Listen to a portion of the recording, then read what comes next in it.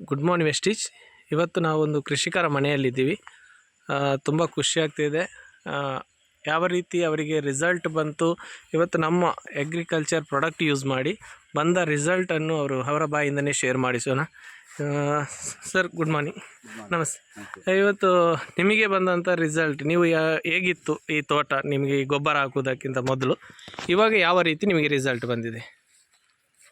ನನಗೆ ಅಂದರೆ ಕಂಪ್ಲೀಟ್ ಬೆಂಕಿ ರೋಗ ಬಂದು ಇಳಿಚಿಕ್ಕೆ ಬಂದು ಎಲ್ಲ ಕೆಂಪಾಗಿತ್ತು ತೋಟ. ಆಮೇಲೆ ನೀವು ಬಂದ ಮೇಲೆ ಒಮ್ಮೆ ನಾನು ಟೆಸ್ಟ್ ಮಾಡಿ ನೀವು ಕೊಟ್ಟಂಥ ಲಿಕ್ವಿಡಲ್ಲಿ ಈಗ ಕಂಪ್ಲೀಟ್ ನನ್ನ ತೋಟದಲ್ಲಿ ಹಳದಿ ರೋಗ ಹೋಗಿದೆ. ಹಳದಿ ರೋಗ ಹೋಗಿ ಗಿಡ್ಡ ಇದ್ದ ಸೋಗೆಗಳೆಲ್ಲ ದೊಡ್ಡದಾಗಿದೆ. ಇವಾಗ ಫಸಲಲ್ಲಿ ನಿಮ್ಗೆ ಯಾವ ರೀತಿ ರಿಸಲ್ಟ್ ತೋರಿ? ಫಸಲು ಹೇಳಲಿಕ್ಕೆ ಆಗೋದಲ್ಲ.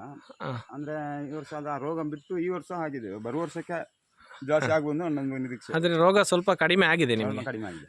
ಇವಾಗ ಬೆಂಕಿ ರೋಗದಿಂದ ಕೆಂಪಾಗಿತ್ತು, ಇವಾಗ ಹಸಿರಾಗಿದೆ.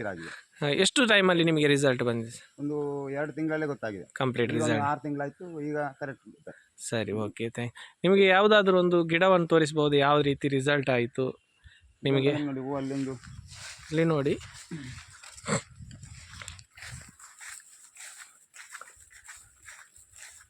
ಇದು ಯಾಕೆ ಬುಡದಲ್ಲಿ ಮತ್ತೊಂದು ಗಿಡ ಹಾಕಿದ್ದೀರಾ? ಅದು ಆ ಗಿಡ ಕಂಪ್ಲೀಟ್ ಹೋಗಿತ್ತು ಮದ್ದು ಹಾಕಲಿಕ್ಕೆ ಮುಂಚೆ, ಸತ್ತೋಯ್ತು ಅಂತ ಹೇಳಿ ನಾನು ಅದಕ್ಕೆ ಮತ್ತೊಂದು ಗಿಡ ಬುಡಕ್ಕೆ ಹಾಕಿದ್ದು, ಅದು ಹೋಯ್ತಲ್ಲ ಅಂತೇಳಿ. ಆಮೇಲೆ ಈಗ ಅದು ಪುನಃ ಮೇಲೆ ಚಿಗುರು ಹೊಡೆದು ಈಗ ಹೊಸತ್ತು ಗಿಡದಾಗೆ ಚಿಗುರು ಬರ್ತಾ ಉಂಟು. ನೋಡಿ ರೈತರೇ, ಇವತ್ತು ರೈತರೇ ಹೇಳ್ತಿದ್ದಾರೆ ಅವರ ಬಾಯಿಂದನೇ ಯಾವ ರೀತಿ ರಿಸಲ್ಟ್ ಬಂತು. ಹೋಯ್ತು ಅಂತೇಳಿ ಒಂದು ಗಿಡ ಹೋಯ್ತು ಅಂತೇಳಿ ಅದರ ಬುಡದಲ್ಲಿ ಮತ್ತೊಂದು ಗಿಡ ಹಾಕಿದಾಗ ನಮ್ಮ ಗೊಬ್ಬರ ಹಾಕಿದ ಮೇಲೆ ಅದು ಮತ್ತೆ ಹೋದ ಗಿಡ ವಾಪಸ್ ರಿಟರ್ನ್ ಆಗಿದೆ ಅಂತ ಹೇಳಿದರೆ ಒಳ್ಳೆ ಅದ್ಭುತವಾದ ರಿಸಲ್ಟ್ ಇದೆ. ಪ್ರತಿಯೊಬ್ಬರು ಉಪಯೋಗಿಸ್ಬೋದು. ರೈತರಿಗೆ ನೀವೇನು ಹೇಳಲಿಕ್ಕೆ ಬಯಸ್ತೀರಾ?